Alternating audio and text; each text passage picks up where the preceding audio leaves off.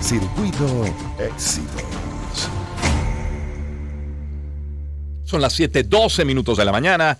Gracias por acompañarnos en la señal de éxitos. Estamos llegando desde Caracas a través de 99.9 hasta nuestras emisoras en Maracay, Puerto La Cruz, Puerto Ordaz, Barquisimeto, El Vigía, Mérida, Táchira, Margarita, Maracaibo, Maturín. Llegamos a todo el país a través del canal 990 de Simple TV, al país y al planeta a través de mundour.com y de nuestras aplicaciones en video. Son las 7:12 minutos de la mañana. Como es conocido, porque ya lo compartíamos en titulares el día de ayer, el presidente de Colombia, Gustavo Petro, ha convocado a una reunión internacional sobre Venezuela para, cito, promover el diálogo entre varios sectores, oposición incluida, partidos grandes, minoritarios también. Hemos escuchado también a España ganar la idea de ayudar, a varios países que lo han hecho en el pasado reciente, en fin, pero lo más cercano en el tiempo ha sido lo de Gustavo Petro en Colombia. Partiendo de ese anuncio de Petro, aunque sin mencionarlo, ayer la delegación de la Plataforma Unitaria en las conversaciones en México emite un comunicado y a uno de sus integrantes lo tenemos acá en el estudio. Es Stalin González, delegado de la negociación por la Plataforma Unitaria. Stalin, bienvenido, ¿cómo estás? Buenos días, ¿cómo estás? Muy bien, encantado de tenerte, gracias por aceptar. Stalin, dan, y voy a citarles también a ustedes, dan la bienvenida a las iniciativas que promuevan el proceso de negociación. Hasta allí la cita, no agregan mucho más. Y yo sí creo que hay aspectos que es interesante aclarar. Partiendo de esto, ¿significaría de aceptar la participación? Y habrá que ver si les invitaron, pero ¿significaría comenzar de cero? ¿Significaría que asumen otros actores? ¿Significaría que asumen otros facilitadores distintos a Noruega y a México? No, yo creo que, primero que es una iniciativa del presidente Petro, ¿no? Y que en ningún lado ha dicho que ha comenzado un nuevo proceso, incluso en el comunicado que publica ayer la Presidencia de Colombia habla de fortalecer el proceso de diálogo. ¿Qué es lo que nosotros, ha habido algunos contactos, tampoco es que ha habido, no somos parte de la organización de la reunión, de la conferencia de cancilleres que va a haber, entendemos que va a ser después de Semana Santa, no hay fecha todavía prevista, pero aquí lo que se intenta es fortalecer el proceso de México. Nadie ha hablado de un proceso distinto. No es porque nosotros estemos casados o no con un proceso, pero es el proceso que están dando, es el que tiene una agenda, es el que tiene un memorando de entendimiento, es el que la comunidad internacional ha reconocido y es donde las partes están. Entendemos que esta iniciativa lo que busca es fortalecer ese proceso. Yo creo que toda ayuda es necesaria para avanzar. Creo que durante mucho tiempo la región, siendo la región, o sea, Latinoamérica, Suramérica, el sitio donde más venezolanos hay en el mundo, porque la mayoría de los venezolanos salían, la migración se dio a pie, terrestremente, es Colombia, Perú, Ecuador, Chile, donde hay más venezolanos, habían estado como ausentes de la búsqueda de una solución en Venezuela. No hay manera de parar la migración si en Venezuela no mejoran las cosas, si no hay una estabilidad política que genere una estabilidad económica, y yo creo que hoy nuestros vecinos, tanto Colombia mucho más activo que Brasil, pero también hubo una visita del enviado de Lula a Morín a Caracas. Creo que la región está mucho más activa. Entendemos que esta iniciativa están invitando cancilleres de la Unión Europea e incluso Estados Unidos ya dijo que estaba de acuerdo y que iba a participar en la iniciativa. De hecho, esto no surge de la noche a la mañana, que habría ese consenso y estaría confirmada, como tú bien dices, Stalin, la participación de cancilleres y diplomáticos de países de América Latina, de Europa, incluso de Estados Unidos. ¿De esto estaban al tanto? ¿Sienten que los madrugaron? ¿Hasta dónde llegó, digamos, la participación esa de la que hablas, esas conversaciones de las que hablas? A ver, no somos parte de la organización de la cumbre. Pero sí fueron invitados. Pero hemos tenido contacto, entendemos, vamos a esperar que todo sea oficial. Hemos tenido contacto con la administración de Petro, ha habido algunas reuniones, incluso cuando Gerardo fue a París y habló con el presidente Petro y con el canciller Leiva allá. Petro ha venido 3 veces en los últimos 40 días a Caracas, parte de esto ha sido agenda y estamos trabajando en eso. Vamos a esperar que oficialmente sea Colombia que diga cuál es la participación de la plataforma unitaria en ese proceso, ¿no? Y además de la plataforma unitaria, ¿tienes información, manejas información de a qué otros habría invitado Colombia? ¿Otros actores venezolanos, quiero decir? No, entiendo, deben tener relaciones con todo el mundo, me imagino, pero que nosotros sepamos invitación a eso, no, quien está participando, si es fortalecer el proceso de México, es la plataforma unitaria quien representa a la oposición en ese proceso. Insistes en un término, fortalecer. Traduzcamos ese fortalecer para entenderlos todos bien. Fortalecer el proceso de México sería hacer lo necesario para retomarlo, para reimpulsarlo, para que vuelvan a la mesa en México, pero pasando antes por Colombia, por Bogotá. Sí, a ver, como lo que yo creo, sin entrar en temas metodológicos, las negociaciones no son lo que pasa en una mesa, No, claro. más, ¿no? No. Y lo que ocurre, o sea, y la relación entre los negociadores mejora el clima, pero no es necesariamente lo que va a lograr que haya un acuerdo. Hay un ambiente que está ocurriendo. Hay un ambiente, ha tenido altos y bajos. Hoy pareciera que estamos en esos bajos, pero que se sigue trabajando. Yo creo que siempre las negociaciones de micrófono son las que menos resultados tienen. Entonces aquí se está trabajando por fortalecer, por retomar un proceso que avance en la agenda, que avance y vayamos a lo medular, porque yo sí creo que hay que tener sentido de urgencia de esto. El año 2024 está a la vuelta de la esquina. Sí. Y necesitamos una elección que sea competitiva y creíble en Venezuela, donde todos reconozcamos lo que ocurra ahí. Y eso es un proceso que lleva tiempo. O sea, para que la misión de observación de la Unión Europea venga a esa elección, necesita un año de preparación.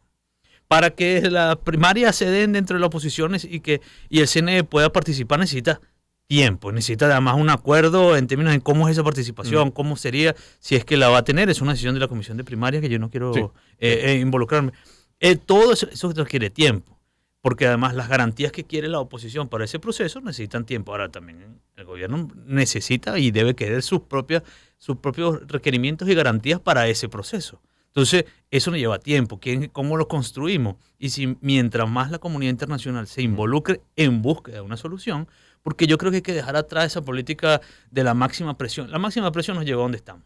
Ahora, bueno, la máxima presión ya no puede presionar, ya se acabó. La máxima presión llegó a su límite. Ahora, ¿cómo buscamos una solución? Porque todas esas cartas que pusiste sobre la mesa era para negociar, era para acordar. Estamos en un momento de resolver este conflicto. Si no, nos va a dar tiempo de construir una buena elección para el 24.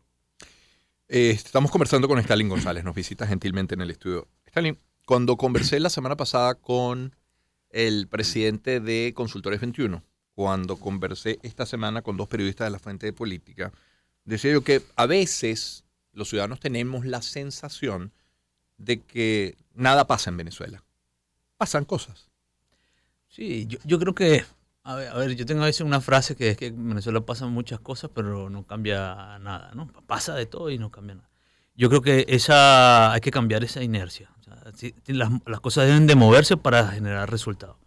Yo, por ejemplo, y aprovecho, por ejemplo, en el 21, la elección regional, mucha crítica hubo alrededor de lo que se estaba haciendo, el esfuerzo que se hizo para lograr un CNE distinto al que teníamos antes, mucho más, donde es mucho más equilibrada las fuerzas, y todo lo que había para ir a esa elección regional, las dudas que había, un sector de la oposición decía que no.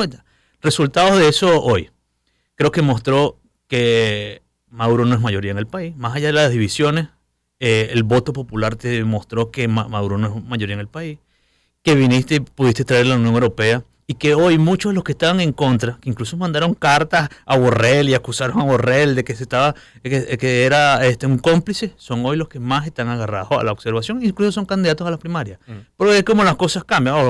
A mí mi tema con eso, yo estoy de acuerdo que la gente cambie y que reconozca. El problema es que no reconocen nunca que se equivocaron y siguen para adelante como ahora son los dueños, los adalid de las primarias, los adalid de la elección y del voto, y tienen que darse cuenta que toda esa máxima presión, aquí el tema es ¿cómo hacemos para que las cosas poco a poco vayan yendo a la normalidad? Que es mucho tiempo, sí, pero el problema es que esa política que fue de dura dureza no nos llevó a casi nada. Entonces, hoy el gobierno sabe que es minoría. Hoy el gobierno sabe que tiene un problema. Hoy el gobierno no gana una elección libremente. ¿Cómo construimos que aquí haya garantía y que haya un proceso donde todos podamos reconocer y que todos tengamos la garantía de que vamos a seguir haciendo política en Venezuela? Entonces, las amenazas no nos van a hacer cambiar las cosas. Las amenazas. Entonces, yo creo que hoy la posición que ha tenido la región es mucho más constructiva. Yo le reconozco, por ejemplo, al antiguo gobierno de Colombia, Iván Duque, el que ayudó a los venezolanos. Que todo migrante que entró a Colombia le dieron la mano, lo ayudaron, le dieron estabilidad, y hubo en ese momento más de 1 millón de venezolanos, hoy son más. Pero políticamente su posición no nos ayudó a construir una salida. Hoy, dudas con Petro, todos tenemos dudas con Petro. Claro que las tenemos. Y con Lula las tenemos, todos tenemos dudas. Ahora, parece esto una iniciativa de fortalecer, mientras esta iniciativa sea para fortalecer el proceso de México, seguir construyendo y avanzando en la agenda que ya se estaba trabajando y poder darle una salida a todo esto, nosotros claro que estamos de acuerdo. ¿Cuánto hay de ingenuidad en lo que plantean? De ingenuidad. No, yo creo que aquí hay, yo creo que el tema, la política no se hace por dentro, pero la política se mueve. O sea, esta es la historia de la diplomacia en el mundo. Entonces, y de la política, aquí están pasando cosas, o sea, y que esas cosas, que creo yo que aquí hay una gran zona hoy para llegar a un acuerdo. Hay una gran zona potencial de un acuerdo. Nosotros sabemos qué es lo que quiere el gobierno sabe qué es lo que queremos nosotros. Bueno, hay un problema de confianza. Fíjate, se dice que los temas son, de cara a esta reunión en Bogotá después de Semana Santa, de un lado, del lado del gobierno y sus aspiraciones, el levantamiento de las sanciones, como lo más destacado, no sé si lo único. Pero por el otro, la liberación de presos políticos y eliminar las inhabilitaciones a políticos de oposición.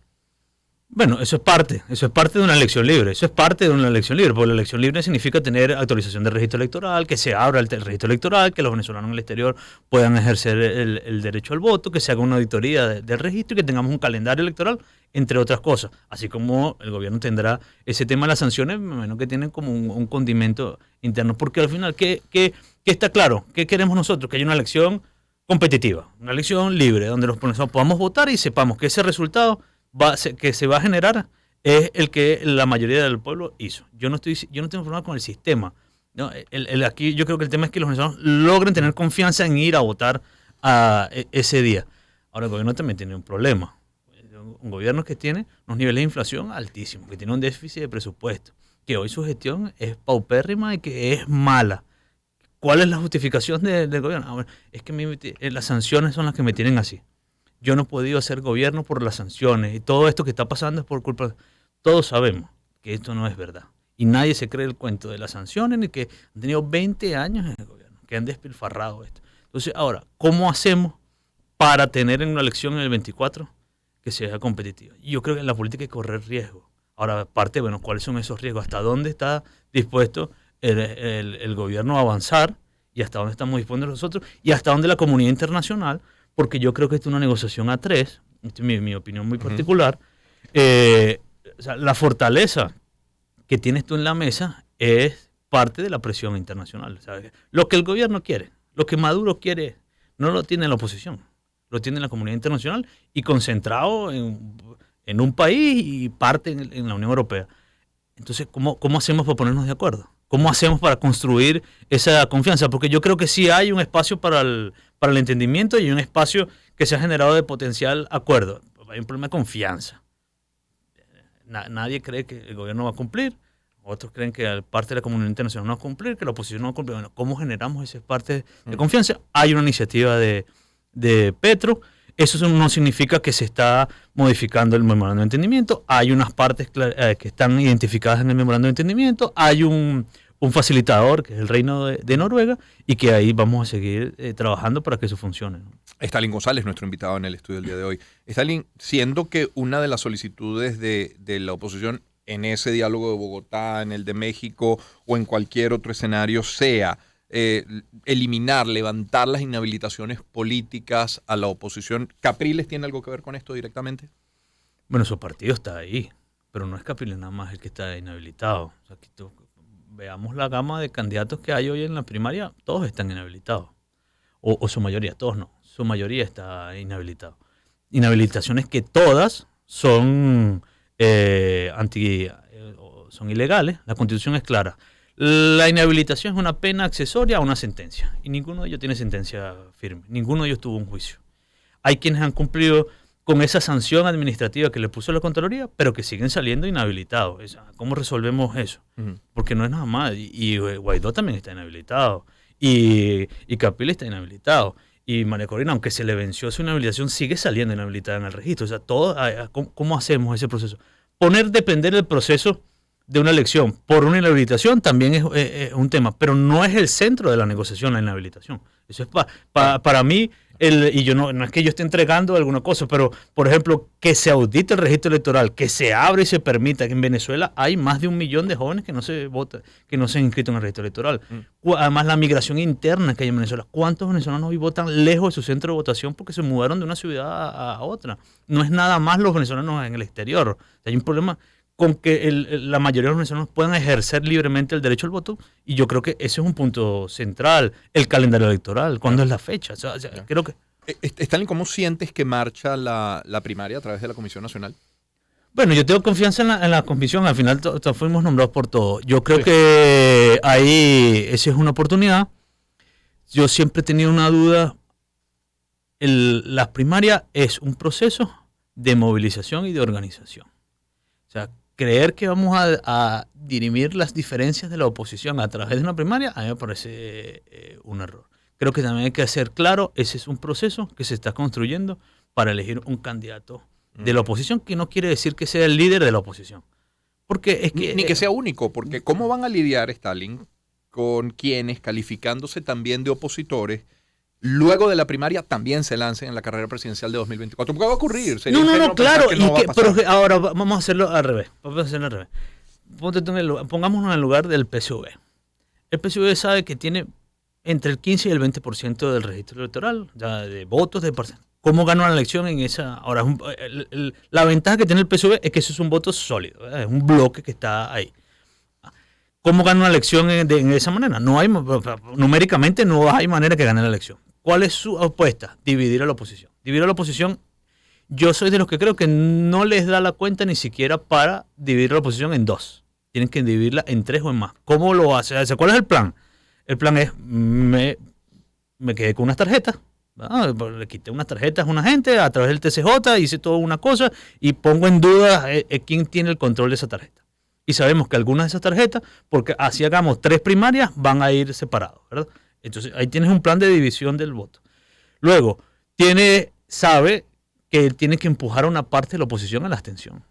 Es que tiene que hacerlo. Y hay quienes caen en eso, porque empiezan con que esto no se cambia por voto, que no sé qué. Y empiezan con toda una teoría, tienen 20 años en eso. Y todavía no han logrado demostrar la primera cosa. Y luego ¿cómo se llama? Intentar de dividir más a la oposición con este tema de las inhabilitaciones y decir, bueno, si no... Entonces, yo creo que si ese es el plan, ¿por qué caer en ese cuento?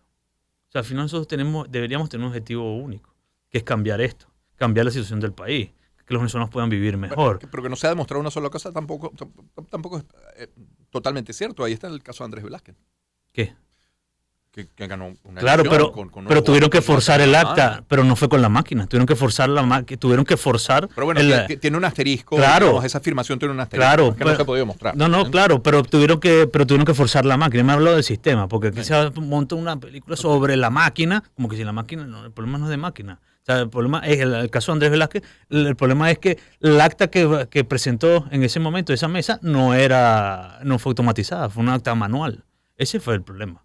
Entonces, porque además, volviendo al 21, todo lo que se decía a través de esa elección, ahí estaba Varina. Varina no es el país, es verdad, pero te demostró que si la oposición está unificada y además entiende que la oposición es más grande que la plataforma, porque Garrido gana con votos exa plataformas, ahí Tramut con la tarjeta, sí. Diste, es una paliza. Entonces tenemos que también entender que aunque la plataforma es el centro más fuerte de la oposición, el que nuclea más gente, no es solamente ese. Y que todo el que esté por fuera no es que sea Alacrán. O sea, hay gente que está por fuera que no es Alacrán. Entonces, ¿verdad? Que no está en ese. O sea, por ejemplo, María Corina Machado, con todas mis diferencias que puedo tener con ella, yo no puedo decir que está con. Bueno, yo creo que las cosas que hacen ayudan al gobierno, pero eso es otra cosa. Ahora, ella no es parte de la plataforma.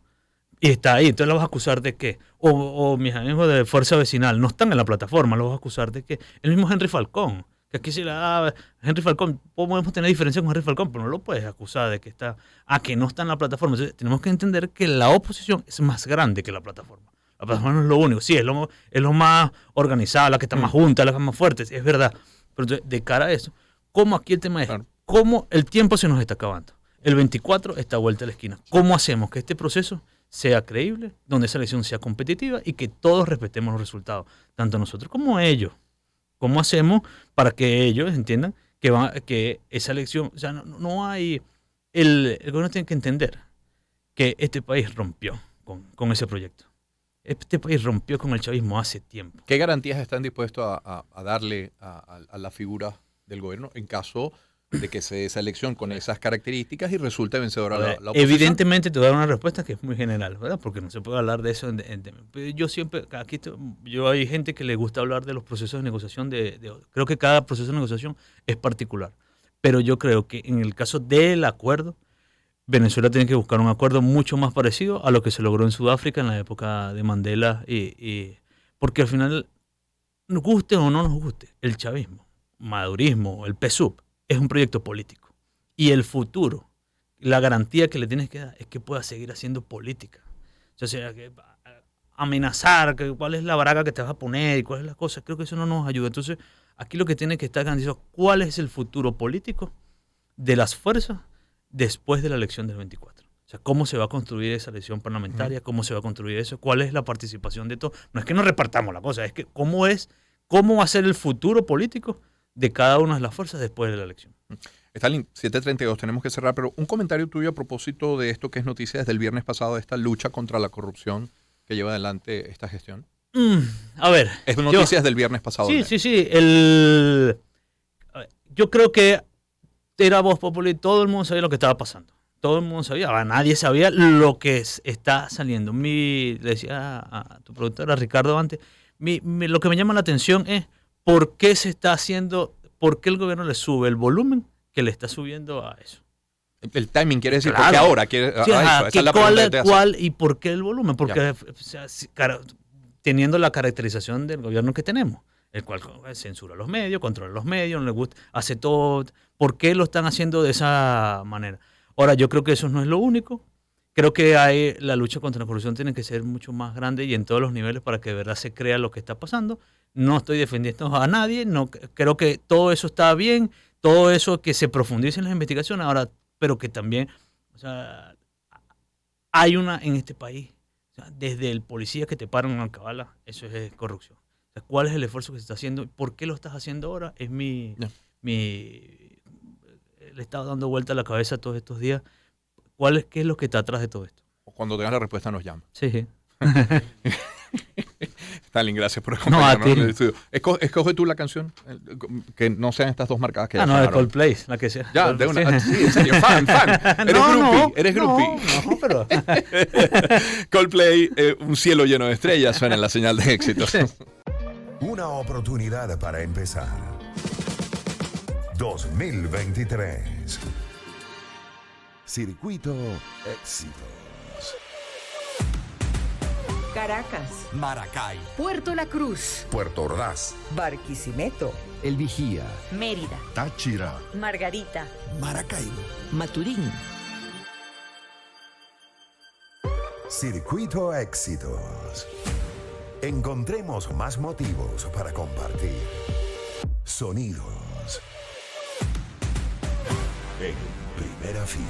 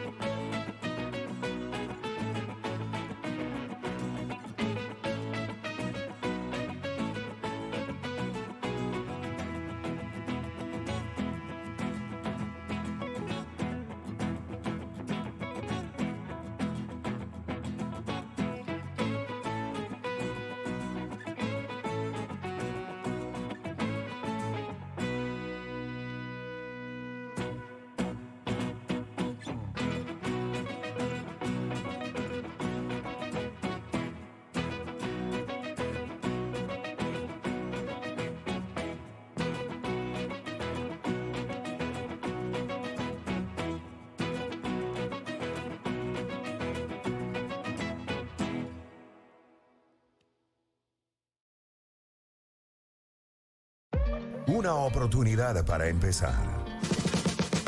2023. Circuito Éxitos. Caracas, Maracay, Puerto La Cruz, Puerto Ordaz. Barquisimeto, El Vigía, Mérida, Táchira. Margarita, Maracaibo, Maturín. Circuito Éxitos. Encontremos más motivos para compartir. Sonidos. En primera fila.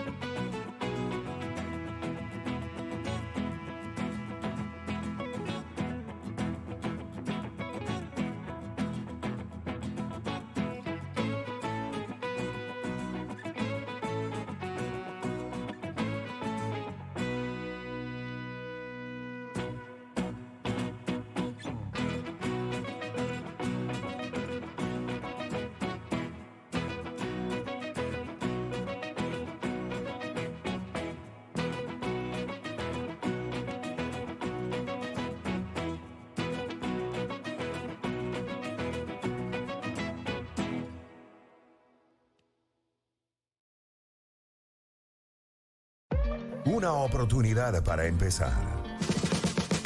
2023. Circuito Éxitos. Caracas, Maracay, Puerto La Cruz, Puerto Ordaz. Barquisimeto, El Vigía, Mérida, Táchira. Margarita, Maracaibo, Maturín. Circuito Éxitos. Encontremos más motivos para compartir. Sonidos. En primera fila.